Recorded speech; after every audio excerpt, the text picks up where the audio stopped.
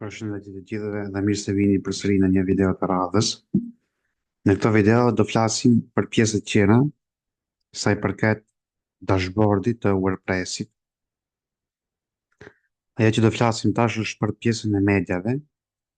Kjo është sa i përket ngarkimit të fajlave si image ose fotografi, video, dokumenta dhe gjëra tjera.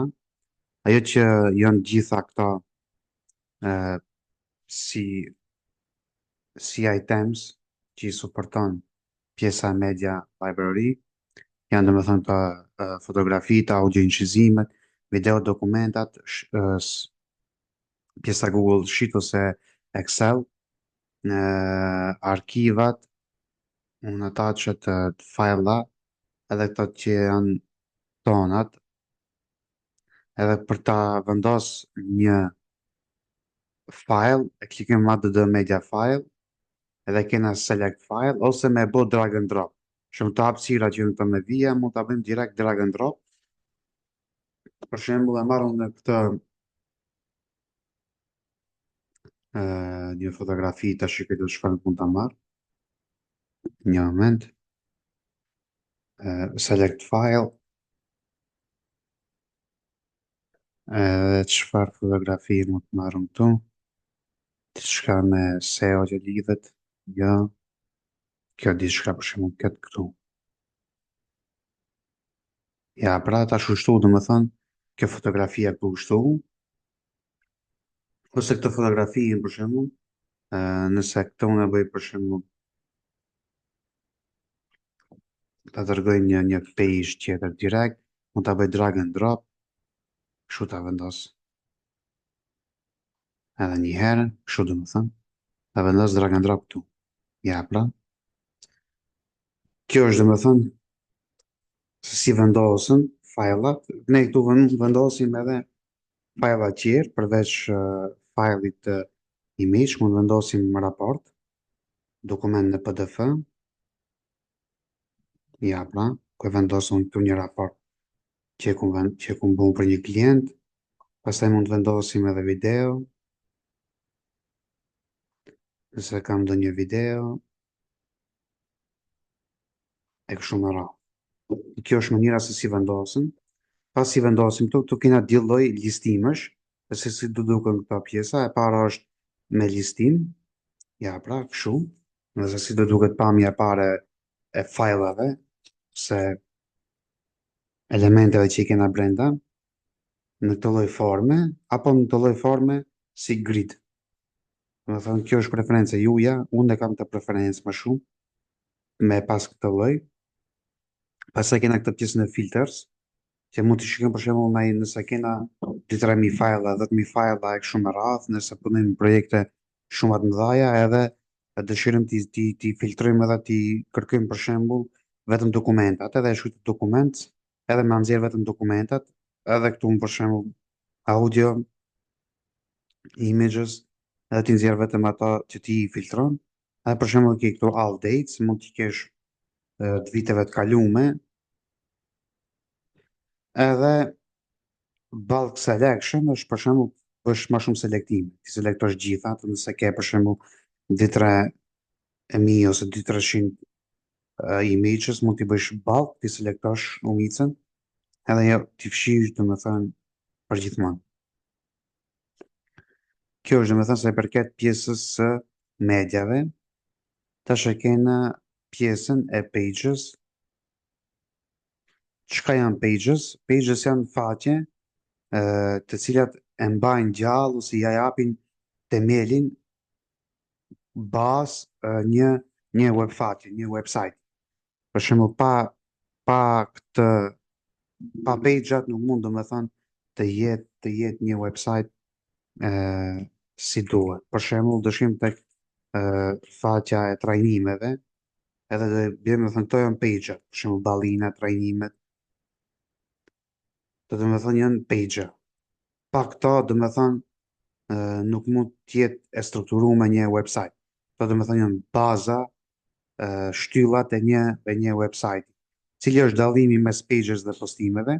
Në pamjen e parë në dizajn sa i përket WordPressit, është e njëjta pamje, ja pra, është si tek postimet, është edhe tek page, vetëm ndryshon fjala lart.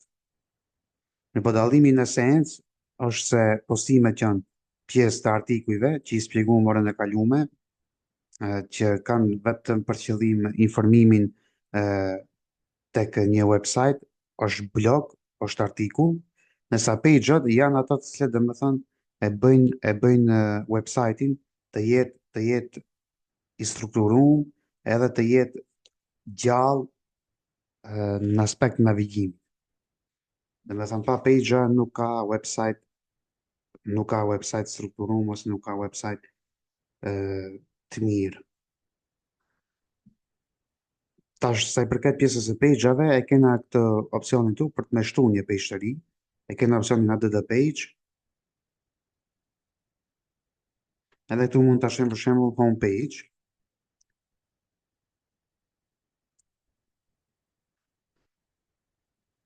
Home page-in.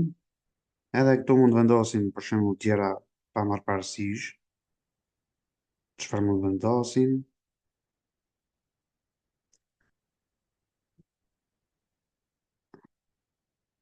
Një tekst.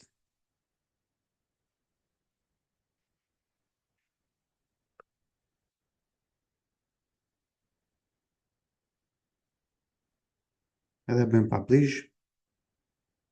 Tash domethënë kthena mbrapa edhe shikim që u kriju një page. Tash nëse e bëjmë view, duket kjo pamje këtu. Tash masi e krijim një page automatikisht, domethënë ky page shtohet tek menua lart. Ja pra. Tash janë di page, simple page dhe ja ku shtohet edhe page i home. Sa herë të shtojmë page-a këtu, për shembull, page-in tjetër e bëjmë page-in services. Tash nëse e shtojmë këtë page plus, nëse japim tash refresh, lart të shtohet services. Ja pra. Jetë si këto lartë, që shtohen page-at e ri, dallimi tash sa i përket këtyre funksioneve tjera janë të njëjta si tek postimet, tek pjesa e all janë të gjitha page-et, pastaj janë faqet e publikume, edhe faqet që janë draft që janë vetëm të përgatitura, mirë po ende jo të të publikuara. Pastaj kena këtë bulk actions që nëse dëshirojmë të bëjmë editime ose fshirje me shumicë, edhe kena pjesën e filtrimeve, nëse dëshirojmë të zgjedhim disa page-a të viteve ose datave të kalume. Edhe njëtë edhe page-in e kena mundësi ta bëjmë direct edit, quick edit, me janë ndryshu domethënë emrin, datën dhe gjërat që i kena pa tek postimet. Edhe kena mundësi me bë trash, domethënë me e fshi, edhe me bë view, edhe me e pa se çfarë ka tu qe. Tash sa i përket pastaj detaje tek pages, domethënë me i pa gjëra tjera, këto domethënë do e bëjmë në një video tjetër ku do mrim tek pjesa e Gutenberg, ku që do i shpjegojmë të pjesët anësh se çfarë dhe si janë. Tash vetëm me ditë këtë dallimin se çka janë paget, e me pas më të qartë. Pastaj është pjesa e komenteve. Tek pjesa e komenteve e kena opsionin lart komentet, butonin all me i pa të gjitha komentet.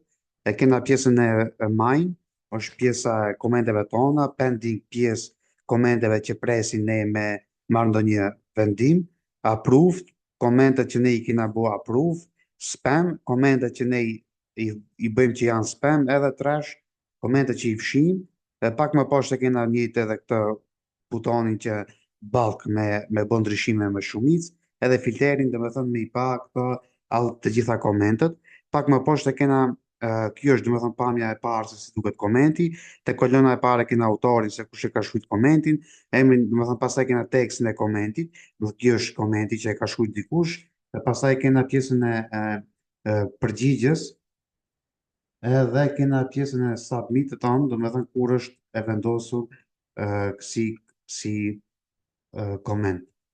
Edhe ta shtu e kena butonin unë approve, e kena pjesën e reply, dhe me thonë mi bë direkt, mi a këthi, quick edit, me ndryshu, spam, me dërgu të pjesa e spam folderit, edhe trash me fshi komplet si koment. Tash, ku është ki komenti? Ki komenti është të pjesa e postimit, është tek pjesa një moment, tek pjesa e blog,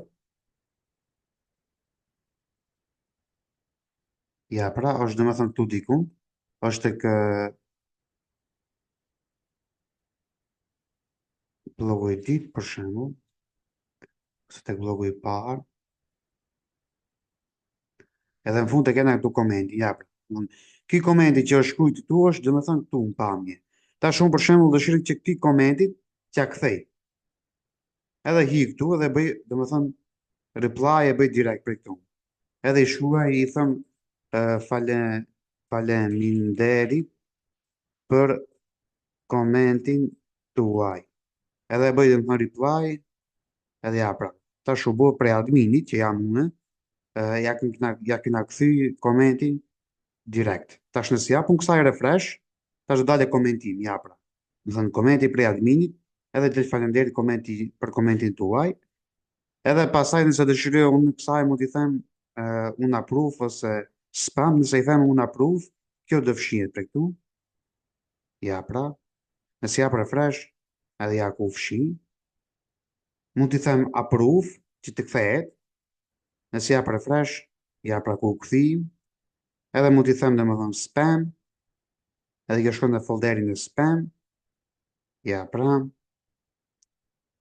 e kështu me radhë. I kena domethënë editimet sa i përket pjesës së komenteve që ne domethënë mund të luajmë ose mund manipulojmë direkt nga ky dashboard sa i përket komenteve, nëse normal kena blogje ose një gazetari apo një portal lajmësh që zakonisht shpesh aty domethënë hasim komente të shumta apo ndonjë forum apo ndonjë quiz ose forumet kanë më shumë komente që aty bëhen pyetje dhe përgjigje, kështu që prej këtu mund t'i menaxhoni të gjitha komentet tuaja në website. Kjo është sa përket pjesës së mediave, faqeve dhe komenteve. Për pjesën tjetër shihemi në videon e radhës.